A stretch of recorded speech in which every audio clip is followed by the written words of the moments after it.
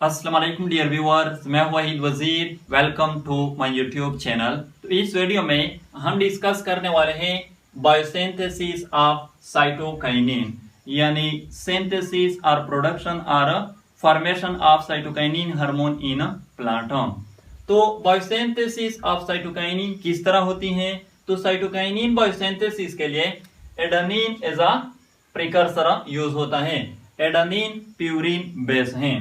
तो first step में adenine change हो जाता है एडेनिन फॉस्फोराइबोजाइल में by the help of an enzyme adenine phosphoribosyl transferase. Adenine phosphoribosyl change हो जाता है साइटोकाइनिन राइबोसाइड 5 मोनोफॉस्फेट में by the help of an enzyme cytokinin riboside 5 monophosphate synthase.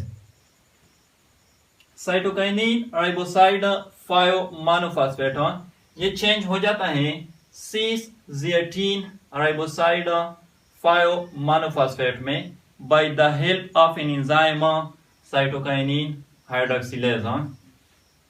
Sis zeatin riboside 5 monophosphate ये change हो जाता है trans zeatin riboside 5 monophosphate में by the help of an enzyme cis trans isomerase.